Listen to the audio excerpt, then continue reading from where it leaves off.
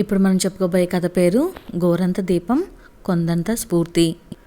అంతకన్నా ముందు మీకు కనుక మా వీడియోలు నచ్చితే వీడియోస్ని లైక్ చేయటం, అలానే ఛానల్ ఇంకా సబ్స్క్రైబ్ చేసుకోకపోతే వెంటనే సబ్స్క్రైబ్ చేసుకొని బెల్ ఐకాన్ క్లిక్ చేయటం మర్చిపోకండి.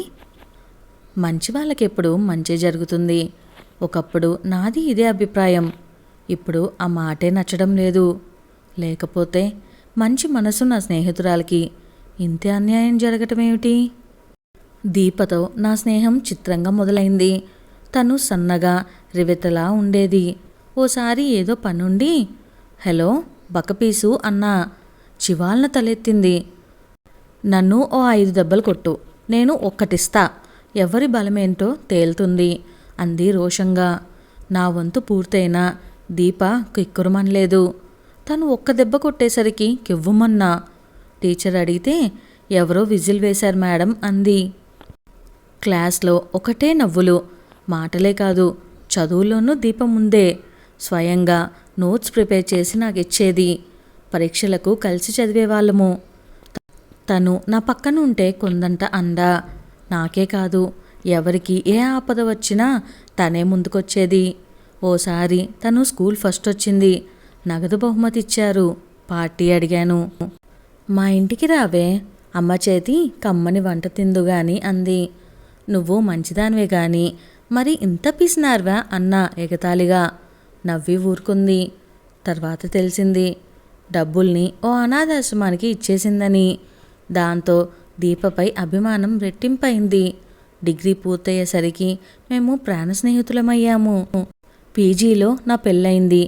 అప్పగింతలప్పుడు దీప కళ్ళల్లో నీళ్లు. జీవితంలో తను ఏడవటం మొదటిసారి చూశాను. అప్పుడో మాట చెప్పింది, ఆడవాళ్లకు ఆర్థిక స్వతంత్రత ఉండాలని, ఏదైనా ఉద్యోగం చేసుకోమంటూ. ఈలోగా తన చదువు ముగించి సాఫ్ట్వేర్ ఇంజనీర్గా స్థిరపడింది. ఎప్పట్లాగే జీవితంలో కొంత మొత్తం చారిటీకి ఇస్తుండేది. నేనెప్పుడైనా పుట్టింటికి వస్తే మొదట పరిగెత్తేది తన దగ్గరికే. ఆ 2-3 రోజులు క్షణాల్లా గడిచేవి. రాను ఖాళీగా కూర్చోవటం ఇబ్బందిగా అనిపించేది. ఉద్యోగం చేస్తానంటే మా ఆయనని ఓకే అన్నారు. దరఖాస్తులు పంపటం మొదలుపెట్టాను. హాయిగా ఇంట్లో కూర్చోక ఎందుకొచ్చిన తిప్పలు అన్నారు బంధువులు. మంచి మార్కులు వచ్చిన వాళ్ళకే ఉద్యోగాలు దొరకటం లేదు, నీకొస్తుందా? తెలిసిన వాళ్ళు ఎకసెకలు. దీపను సంప్రదించాను. ఇవేం పట్టించుకోకు, ఇప్పుడిలా అన్నవాళ్లే తర్వాత మెచ్చుకుంటారు అని నాలో ధైర్యం నింపింది. ఇంటర్వ్యూలకు ఎలా సిద్ధం కావాలో సలహా ఇచ్చింది. దాని సూచనలు నా పట్టుదల ఫలించింది. నేను ఉద్యోగస్తురాలనయ్యాను. వచ్చే బుధవారమే నా పెళ్ళి. 4 రోజులు సెలవు పెట్టి వచ్చాయి అంటూ ఓ రోజు దీప ఫోను. అబ్బాయి అందగాడే. దగ్గరుండి పెళ్లి పనులన్నీ చూసుకున్నాను. వాళ్ళ భవిష్యత్తు బాగుండాలని మనసారా కోరుకున్నాను. రోజులు గడుస్తున్నాయి. పని హడావిడిలో పడి తనకు ఫోన్ చేయటం తగ్గించాను. కొన్నాళ్లకు నాకు హైదరాబాద్లోనే మంచి సంస్థలో ఆఫర్ వచ్చింది. రెక్కలు కట్టుకుని వాలిపోయాను. ఎప్పట్లాగే వెంటనే దీపాన్ని వెళ్ళి కలిశాను. మాటల మధ్యలో తన సంసారం సంగతులు అడిగాను. మాట దాటేసింది.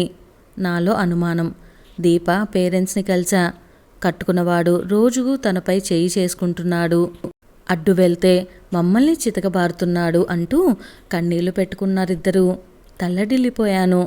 అన్ని తెలివితేటలుండి మంచి ఉద్యోగం చేస్తూ ఇవన్నీ ఎందుకు భరిస్తున్నావని ఫ్రెండ్ని నిలదీశాను. సవాళ్ళని ఎదుర్కోవటం నాకిష్టం. అయినా చిన్న చిన్న కష్టాలకే సంసారం నాశనం చేసుకుంటామా? మా వారిని ఎలాగైనా మార్చుకుంటా అంది చిరునవ్వుతో. చిన్న చిన్న తగాదాలకే విడిపోతున్న జంటల్ని చాలామంది చూశాను. ఇలాంటి వాళ్లకు నా ఫ్రెండ్ జీవితం స్ఫూర్తిదాయకం. మొగుడు పెట్టే బాధలు భరించమని నేనెవరికీ చెప్పడం లేదు. ఎవరి జీవితాలు వాళ్ళే బాగు చేసుకునే ఓపిక ప్రోధి చేసుకోమని సూచిస్తున్నాను. అందరికీ వెలుగు పంచే మా దీప సంసారం బాగుండాలని ఆశిస్తున్నాను.